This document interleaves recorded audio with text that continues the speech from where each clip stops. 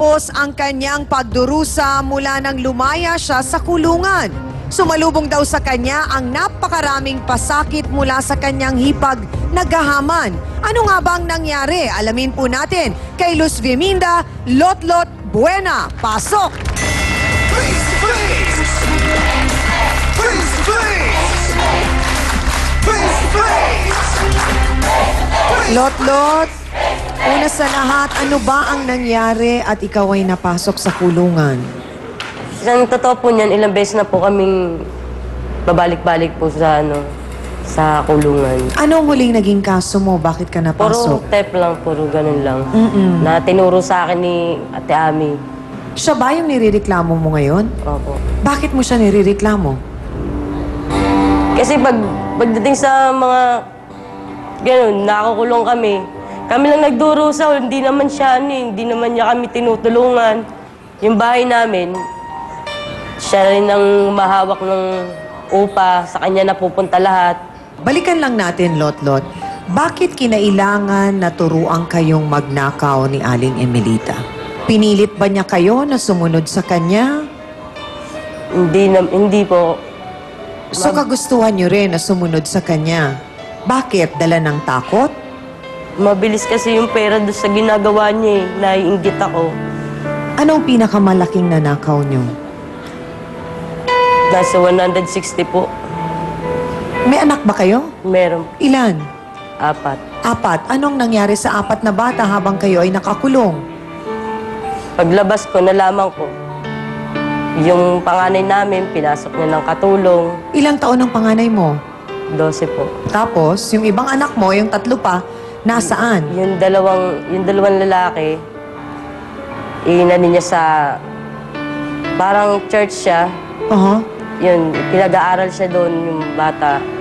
Nakita mo? Nang Nakita ko lumaya naman ka? po. Nakita ko po. Kilala ka nila na ikaw ang nanay nila? Kilala po. Okay.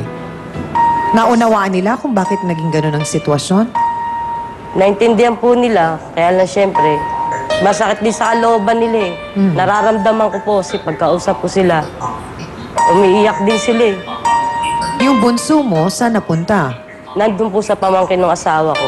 Doon po nag-aalaga. Hindi mo ba tinanong si Aling Emelita bakit ganun ang nangyari? Bakit kinailangan niyang gawin yon? Sabi niya, hiniram lang daw. Hanggang sa tumagal na 1 buwan yung bata doon. Yung panganay mo, hanggang ngayon namamasukan pa? Hindi na po. Bumalik Bago ako na sa lumaya, inyo. katatapos pa lang. So ngayon lumaya ka na, saan kayo nakatira ng mga anak mo? Doon lang po sa compound, nakikisilong lang kami ngayon. O bakit hindi kayo makabalik dun sa bahay niyo?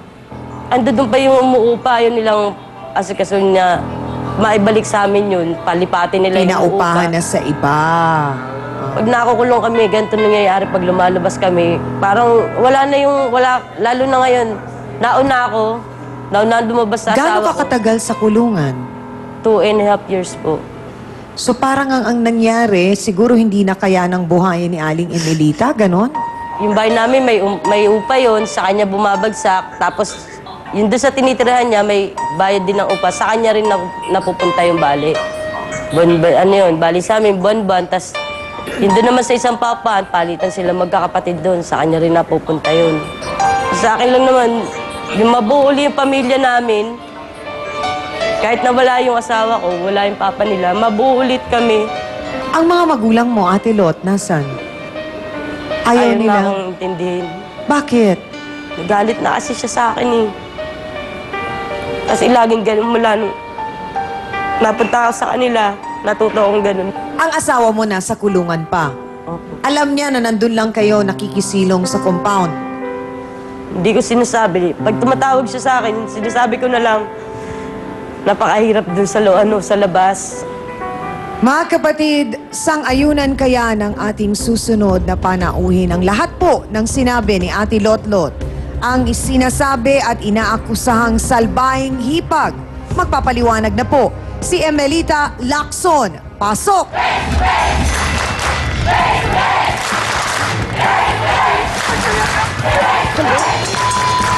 Lotlot, bitawan mo.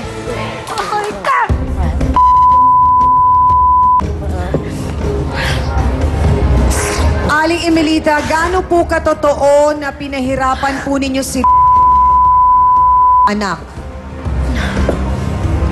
Bakit ko naman ako pahirap? Pamangkin ko yan. Pamangkin ko yan, hindi para pahirapan. Ano yung pinapamalita mo na ginawa patuloy yung anak mo? Pinapakain ko nga sila. Wala nga akong hanap buhay. Nasa Alam mo yun? kulungan ako! Ha? Ha? Nasa kulungan ako! Paglabas ko, nalaman ko, ganun na... Dali lang. Paniko at malalaman po natin. Diyan lamang po kayo. Pagkatutukan nyo.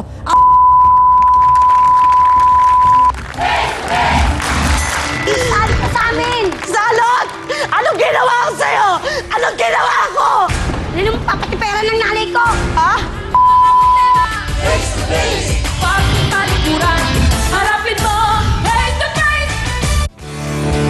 Don't go away, magbago